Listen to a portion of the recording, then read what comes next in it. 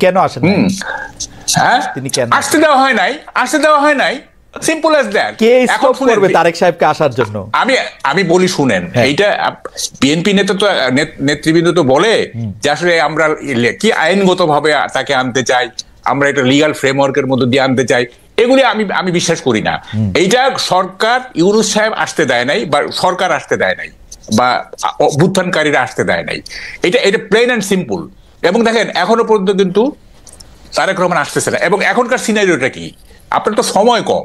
দেখেন বিএনপি এখন common target হয়ে গেছে, কমন টার্গেট। এখানে জামাত বিএনপির বিরোধিতা করতেছে, বৈষম্য বিরোধীরা বিএনপির বিরোধিতা করতেছে, সরকার বিএনপির বিরোধিতা করতেছে। এবং আজকে যে কুয়েটের ঘটনাটা, এটা খুব সিগনিফিকেন্ট, খুবই সিগনিফিকেন্ট। আমি কয়েকদিন আগে তৃতীয় মাত্রায় বলে আসছি যে আমি একটা রক্তাক্ত বাংলাদেশের ক্যানভাস দেখতে পাচ্ছি, একটা রক্তাক্ত বাংলাদেশ।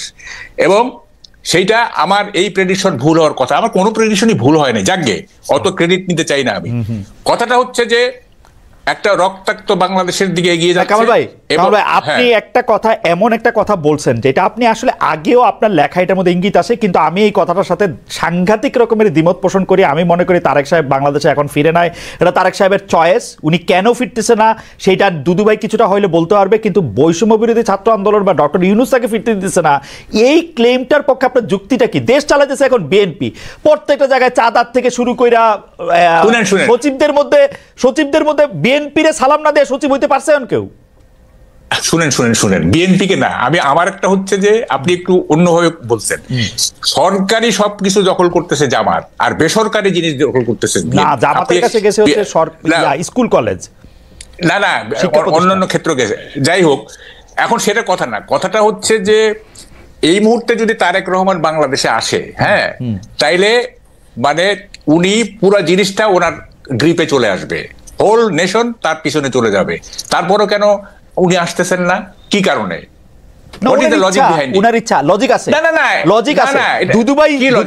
আমার লজিক আমি দেই, তারেক সাহেবকে 15 বছর উনি ক্ষমতায় ছিল না, ওনার অনেক ডার্টি লন্ড্রি জমছে, এগুলি উনার পরিষ্কার করে তারপর উনি আসবে। উনি আগে কেন আসবে? না শুনেন, দেখেন 5ই আগস্টের পরে তারেক রহমান যে ধরনের মানে ভূমিকা নিছেন, যে ধরনের বক্তব্য দিচ্ছেন, ওনার ইমেজ অলরেডি মানে কি বলে যে পুনর্বহাল হয়ে গেছে। ওনার কিছু ইমেজ খারাপ ছিল, মানে এই 2001 থেকে 2005 পর্যন্ত কিছু খারাপ হয়েছিল, এখন এটা পুনরুদ্ধার হয়ে গেছে। এখন আর উনি কেন ওয়েট করবেন, আমি তো এটি বুঝতেছি না। হ্যাঁ, উনি একটা ডেমোক্রেটিক পার্সোনালিটির ইমেজ ডেভেলপ করছেন এই গত 6 মাসে। উনি শান্তিপ্রিয় একজন নেতা হিসেবে নিজেকে মানে এস্টাবলিশ করছেন। উনি মানে এই সরকারকে সবসময় সহযোগিতা করার উনি মানে দিয়েছেন, নেতা কর্মীদের বলতেছেন এই সহযোগিতা করতে, তারপরে উনি আসবেন না। This is a paradox. এটা আপনি বললে হবে না। দেখেন, আমি ডাকসুর ডিবেট চ্যাম্পিয়ন, আমাকে উল্টাপাল্টা লজিক দিলে কিন্তু আমি পারবো না। আচ্ছা বাউকাল ভাই, আপনার লজিক আমার কাছে অসাধারণ লাগছে। আমি এটা একটু দুদু ভাইয়ের কাছে জিজ্ঞেস করি। দুদু ভাই, আপনার কাছে কি মনে হয়? আমি শুধু একটা জিনিস আপনাকে বইলা রাখি, বাউকাল ভাই, এই পর্যন্ত সরকার আসার পরে যা কিছু হয়েছে, বিএনপি চায় না এরকম কোনো কিছু না। আমি খালি আপনার মনে করা দিতে চাই, এই বৈষম্য বিরোধী ছাত্রদের আন্দোলনের মধ্যে এটা হয়েছে, তারা প্রেসিডেন্টের সরাতে চাইছিল, পারে নাই। তারা সংবিধানের প্রোক্লেমেশন দিতে চাইছিল, পারে নাই, কারণ বিএনপি চায় নাই। আওয়ামী লীগের নিষিদ্ধ করার প্রশ্নে বিএনপি চায় নাই বলে তারা এটা করতে পারে নাই। বিএনপি এখন মানে কি বলে ডিফেক্টো ক্ষমতায়। তারেক সাহেব যেদিন ইচ্ছা এদিনে আসতে পারে। তারেক সাহেবের বক্তব্য মানে কি বলে, আগে বিসমিল্লাহ পরে সুবহানাল্লাহ পয়রা প্রচার করা হইতেছে সবগুলি সরকারি জায়গায়। আমি তো এরকমই দেখতেছি যে তারেক সাহেব অলরেডি ইন পাওয়ার। যাই হোক, আমি দুদু ভাইয়ের কাছে একটু জিজ্ঞেস করি, দুদু ভাই, তারেক সাহেব আসে না কেন? সরকার তাকে আসতে দেয় না, বৈষম্য বিরোধী ছাত্র আন্দোলন তাকে আসতে দেয় না। কামাল ভাই অনেক বড় সাংবাদিক, অনেক বড় থিঙ্কার এবং অনেক বিচক্ষণ ব্যক্তি। তো সেই হিসাবে কামাল ভাই যেসব কথাগুলো বলেছেন, গণতন্ত্রের একটা সৌন্দর্য আছে। আমি একাও যদি একটা বিষয় ভাবি, সেটা আমি বলতে পারি, ভাবতেও পারি, চিন্তাও করতে পারি। তো সেটা আমার মনে হয় না ডিফার করার কিছু আছে। তবে এতটুকু বলি যে তিনি যে কথাগুলো বলেছেন, আমি জানা মতে এ পর্যন্ত আর দ্বিতীয় কোনো আমাদের শুভানুধ্যায়ী বা আমাদের ভালোবাসার মানুষ আর কেউ এই কথাগুলো বলেছে যে বৈষম্য বিরোধীরা তাকে আটকাইছে, সরকারের টপমোস্ট ডক্টর ইউনূস তাকে বাধা দিছে, এই কথাগুলো বোধহয় আপনার অনুষ্ঠানে যদি না আসতাম আর কামাল ভাইয়ের কথাগুলো না শুনতাম, তাহলে আমার একটা গ্যাপ থেকে যেত। এরকম কথাও তাহলে কেউ কেউ ভাবছে যে তিনি এই বাধার কারণে তিনি আসতে পারছেন না, এটা আমার কাছে মনে হয়েছে। তো কামাল ভাইকে ধন্যবাদ যে একটা নতুন কথা। ভাই, আপনার অনুমতি নিয়ে কি আমি একটা প্রশ্ন করতে পারি? কামাল ভাইয়ের কথা কিন্তু খুবই লজিক্যাল, কারণ এই পর্যন্ত বিএনপি তারেক সাহেবের না আসা পর্যন্ত সম্পর্কে যে যুক্তিগুলি দিচ্ছে একটা যুক্তিও ঠিক না। আইন আদালতের হ্যান ত্যান এগুলি একটাও ঠিক না, এটা নিয়ে আমি আলাদা ডিবেট করতে পারি। কারণ ইন অ্যাবসেন্সিয়া তার মামলাগুলি খারিজ হয়ে যেতেছে, উনি দেশে আসবেন মামলা খারিজ হবে, এতে কি সমস্যা? আমি তো বুঝি না। আমি তো আমার মনে হয় যে এই 1 মিনিট বা 1.5 মিনিটের মধ্যে যে কামাল ভাইকে আমি সমালোচনা করছি বা কোনো শব্দ ব্যবহার করছি, এটা তো মনে হয় না, ঠিক বলি না। আমি এতটুকুই বলছি যে এটা গণতন্ত্রের সৌন্দর্য, এটা ভাবতেই পারে, বলতেও পারে। সত্যমিতা আগামী দিনে এটা নির্ধারণ হবে, এখনই এটা ঠিক করা দরকার নেই। আর 2 নম্বর হচ্ছে বিএনপির পক্ষ থেকে যেটা বলছে, উনি আমাদের এই মুহূর্তে বিএনপির সর্বোচ্চ নেতা। কিছু কিছু ব্যাপারে তো তার নিজস্ব কিছু সিদ্ধান্ত থাকতে পারে, সব সিদ্ধান্ত সবার সঙ্গে একেবারে ভেঙে তারপরে সিদ্ধান্ত নিতে হবে এমন কথাও নাও থাকতে পারে, কিন্তু সর্বোচ্চ নেতা। তো তিনি, আমার মনে হয় এই জিনিসগুলো দেখছেন না, বুঝছেন না, জানছেন না, এটা আমার মধ্যে ঠিক না। এবং তিনিও ফিল করছেন, এই যে যেটা কামাল ভাই বললেন যে তার সম্বন্ধে কিছু নেগেটিভ কথা ছিল, ধরেন 2 থেকে 5 পর্যন্ত, সেটি এখন শুধু মানুষ অবিশ্বাসই করে না, সেটা কাটিয়ে তিনি জনপ্রিয়তা, আমি বলবো আমার নেতা বলে বলছেন, যতগুলো বিবৃতি, বক্তব্য, উপস্থাপনা সবগুলো গ্রহণযোগ্য পর্যায়ে তিনি নিয়ে গেছে। তার গ্রহণযোগ্যতা যে পর্যায়ে এখন বর্তমানে, এটা কামাল ভাই নিজেও বলেছেন, আমি তার সঙ্গে এটা একমত। তো আমার এই ক্ষেত্রে বক্তব্য, কেন আসছেন না, একটু অপেক্ষা করি আমরা। আছে না, কিছু জিনিস তো প্রধান নেতার হাতে ছেড়ে দিলাম, তবে আমার দৃঢ় বিশ্বাস তিনি খুব অল্প সময়ের মধ্যেই আমার এই দেশে ফিরে আসবেন। আচ্ছা, আমার ব্যক্তিগত মতামত। মাহবুব কামাল ভাই নিশ্চয়ই এখানে বলবেন। কামাল ভাই, আমি কি ওই যে ইয়াটা পড়ে নিব একটু, ওই যে জরিপটা, আমরা একটা জরিপ চাইছিলাম যে দর্শকদের কাছে একটু জিজ্ঞেস করছিলাম যে এটা নিয়ে আসলে আপনার বক্তব্য স্পষ্ট, যে নির্বাচন আমরা কিরকম চাইতেছি, কিন্তু আমরা দর্শকদের কাছে জানতে চাইছিলাম যে জাতীয় নির্বাচন দেরি হইলে দেশের সমস্যা বাড়তে থাকবে। বিএনপির ভারপ্রাপ্ত চেয়ারম্যান তারেক রহমান এরকম একটা মন্তব্য করেছেন, এই মন্তব্য সমর্থন করেন কিনা?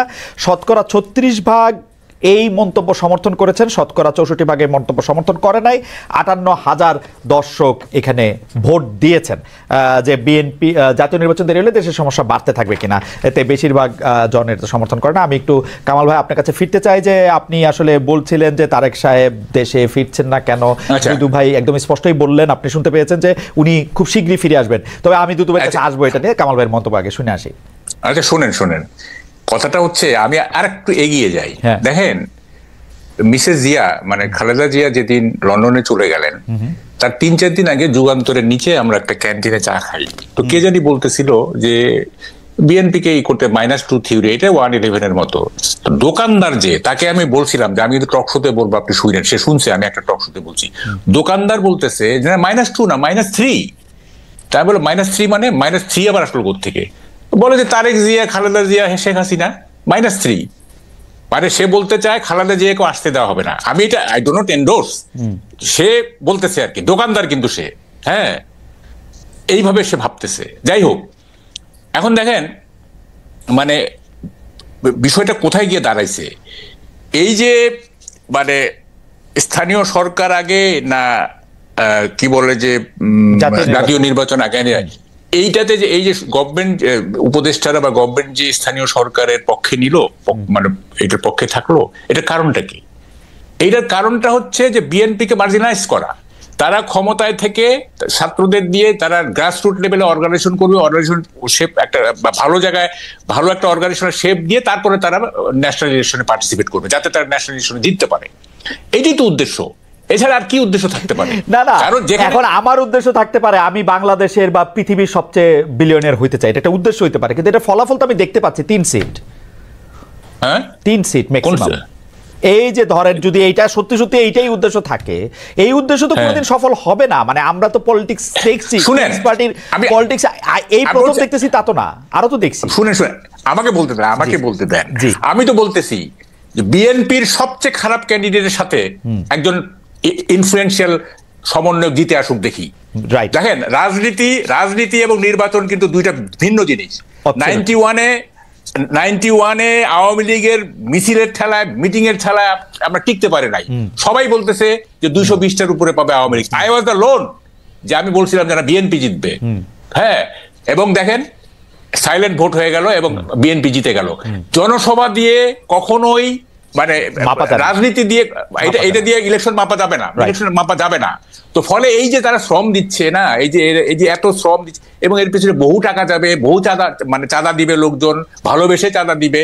হ্যাঁ, তারপরে এই যে এত টাকার কি মানে what is the use of all this things? হ্যাঁ, আমি তো এইটার কোনো আপনি দেখেন খালেদ, আপনি আমাকে মানে একদিন একা ডাইকেন তো, মানে আমার কথার পাহাড় জমে আছে, মানে এই যে 1 ঘন্টা তাও দুইজন আমার মানে কথা শেষ না। আচ্ছা ঠিক আছে, আমি কামাল ভাই আপনার কথা আমি একাই শুনতে চাই। আপনি ওই জায়গাটাতে একটু বলেন তো, আমি বোধহয় আপনাকে ডিস্ট্রাক্ট করতেছি, যে আপনি ওই জায়গাটা একটু বলেন তো, যে আপনার কাছে কেন মনে হচ্ছে যে বিএনপি এর প্রতি অনেকে টার্গেট করতেছে, এই জন্য বিএনপি দুর্বল হইতেছে এবং বিএনপির শীর্ষ নেতৃত্ব আসলে এখন, আমি যদি তারেক সাহেবের কথাই বলি, যে তারেক সাহেব দেশে ফিরতে পারবে না, বেগম জিয়া দেশে ফিরতে পারবেন না, মানে এটা আপনি কেন মনে হচ্ছে? আমি তো যে কোনো জায়গায় বিএনপির পদচিহ্নটা, পদরেখাটা, পজিশনটা খুব স্ট্রং দেখতে পাই।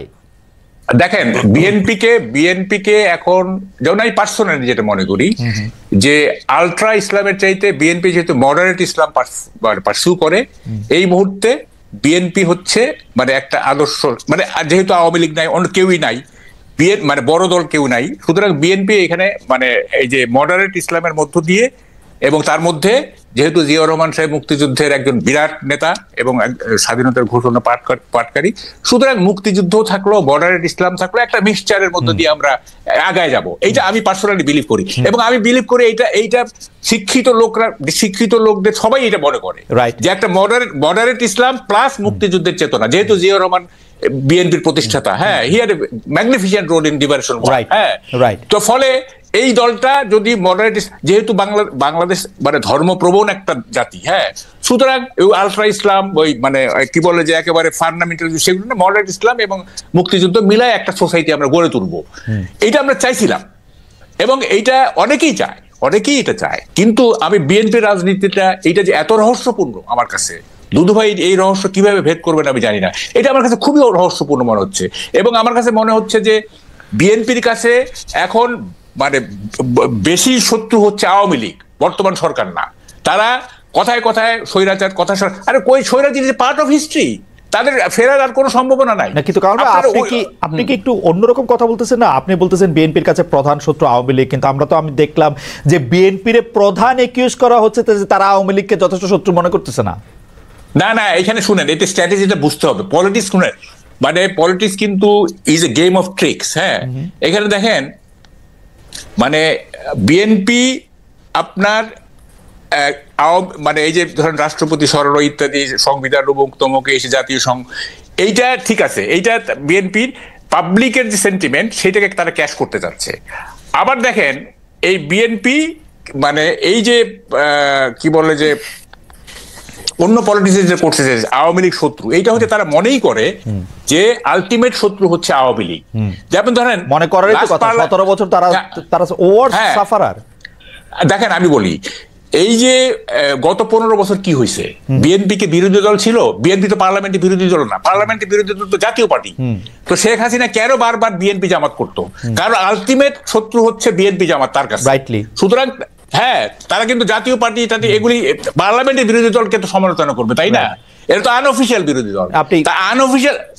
আনঅফিসিয়াল বিরোধী দলকে যখন আপনি আক্রমণ করতেছেন, তাহলে আপনি বুঝতে হবে যে উনি বিএনপি, কোনো সন্দেহ নাই। আপনি বিএনপিকে আপনি বলতে এখনো তাই, রাইট, এখন আমার কাছে তাই মনে হচ্ছে যে একটা ইতিহাস, হ্যাঁ, একটা ইতিহাসের অংশকে, যে অংশটা ইতিহাসের পার্ট হয়ে গেছে, হ্যাঁ, সেইটাকে যদি আপনি বর্তমান প্রেক্ষাপটে লিঙ্ক করেন, হ্যাঁ, এবং যে আপনারা তো দেখতেছেন যে প্রধান বাধা হচ্ছে সরকার, ইলেকশন দিচ্ছে না, হ্যাঁ, আপনারা বাইরে যাইব না, আমরা সবই বুঝি দুদু ভাই, আমরা কিন্তু 53 বছর যাবৎ বাংলাদেশটাকে দেখে আসতেছি, হ্যাঁ, আপনারা আপনারা চাচ্ছেন ইলেকশন, গভর্নমেন্ট দিচ্ছে না, তারপরও আপনারা একটা সমঝোতা, একটা তবে সহযোগিতা, তবে একটা কামাল ভাই একটা খুব গুরুত্বপূর্ণ জায়গায় আসছেন, যে কামাল ভাই মনে করতেছেন যে আসল শত্রু চিনতে বিএনপি ভুল করতেছে কিনা, সেটা নিয়ে আমরা একটু দুদু ভাইকে শুনতে চাই। দুদু ভাই, আমি মাঝখানে একটু বলেও রাখি, প্রধান উপদেষ্টা অধ্যাপক ডক্টর মোহাম্মদ ইউনূস হয়তো মানে পলিটিক্যাল দলগুলিকে ইন জেনারেল, এবং আমার কাছে মনে হয় যে স্পেসিফিকলি আপনি আপনার উপরেও নিতে পারেন বা বিএনপির উপর নিতে পারেন, যে রাজনৈতিক দল কোনো ইস্যুতে একমত হয়েছে কিনা, সংস্কার কোনটা চায় বা না চায়, সেটা ওয়েবসাইটে দিয়ে দেওয়া হবে, এবং এতে করে বোঝা যাবে যে আপনারা কি চান না চান। কারণ একটা কথা আপনাদের উপরে এসে পড়তেছে যে বিএনপি আর আওয়ামী লীগ আসলে একই জিনিস, সেই জন্য তারা সংস্কার চায় না, তারা যেনতেনভাবে একটা নির্বাচন করে শুধু ক্ষমতায় বসতে চায়। আসল শত্রু চিনতে আপনারা ভুল করতেছেন কিনা দুদু ভাই? এখানে ছোট করে বলি, কামাল ভাই বিস্তারিত বলেছেন, হয়তো কিছু কিছু বিষয় আছে আমি ডিফারও করতে পারি, সমর্থনও করতে পারি। আমি ওই প্রসঙ্গে না গিয়ে খালি আপনি যে প্রশ্নটা সর্বশেষ করেছেন সেটা এইভাবে আমি অ্যান্সার করতে পারি যে বিএনপি এবং আওয়ামী লীগের ভিতরে পার্থক্যটা হচ্ছে, আওয়ামী লীগ ফ্যাসিজম বলেন, স্বৈরতান্ত্রিক বলেন, অতীতে যাই করুক, গত 15-16 বছর ধরে এই প্র্যাকটিসটা সে করেছে এবং এই বিশ্বাসটা মানুষের উপরে গণতন্ত্রের নামে চাপিয়ে দেওয়ার চেষ্টা করেছে। আসলে তো স্বৈরতান্ত্রিক, আসলে তো ফ্যাসিজম। বিএনপির অবস্থান হচ্ছে ফ্যাসিবাদের বিরুদ্ধে। এখানে কিন্তু আওয়ামী লীগের ব্যাপার না, ফ্যাসিবাদের পিঠে উঠছিল বলে আমরা তাকে টার্গেট করছি, তাকে অপসারণ করার চেষ্টা করছি, তাকে পতন ঘটানোর চেষ্টা করছি। ফ্যাসিবাদ গণতন্ত্র বিএনপি একাই চর্চা করছে এমন না। এখানে বিএনপির সঙ্গে অনেকগুলো রাজনৈতিক দল বিভিন্নভাবে তারা তাদের সামর্থ্য অনুযায়ী ভূমিকা রেখেছে। তো সেই কারণে যদি কেউ এটাকে গুলিয়ে ফেলে রাজনীতিতে, যে এখনো বিএনপি আওয়ামী লীগকে বা তাদেরকে রক্ষা করতে চাচ্ছে, তাহলে পরে ফ্যাসিবাদ আর গণতন্ত্রের যে পার্থক্যটা সে গুলিয়ে ফেলবে, তার কাছে স্পষ্ট হবে না। এত ঘটনার পরে আর এত মামলা পরে, এটা তো আপনি স্পষ্ট করবেন যে প্রায় 60 লক্ষ আসামি, 2.5 লক্ষ মামলা, তার অধিকাংশ এখনো আছে, এবং অধিকাংশই হচ্ছে বিএনপি কিছু কিছু অন্যদের উপরে বা শ্রেণী পেশার কিছু শিল্পপতি। কিন্তু দুদু ভাই, আপনারা কি এটা পলিটিক্যালি ব্যবহার করতেছেন? কারণ আপনাদের লোক তো এখন অ্যাটর্নি জেনারেল, উনি বেশ কিছু মামলা তোলার জন্য উদ্যোগ নিয়েছেন, বেশ কিছু মামলা তোলা হয়েছে, লিস্ট চাইছে নানা জায়গায়। মামলা কথাটা আপনারা যখন বলেন তখন কি এটা একটা মানে পলিটিক্যাল গেইন নেওয়ার চেষ্টা কিনা দুদু ভাই? পলিটিক্যাল গেনের থেকে একটা কথা বলি, আমি কন্যা সন্তানের পিতা, আমি তাকে লালন পালন করছি, যখন বিয়ে দিই না, সে আরেকটা পরিবারের সদস্য, রাইট, এবং সেই পরিবারের সদস্য হিসাবে সে সেই পরিবারকে গুরুত্ব দেয়, তার স্বার্থকে বড় করে দেখে। তখন আমার আর এইটা যদি ভাবনা মাথার মধ্যে থাকে, তাহলে মেয়ের সঙ্গে পিতার সম্পর্কটা থাকবে না। তো আমার সঙ্গে তো অনেক লোকই ছিল,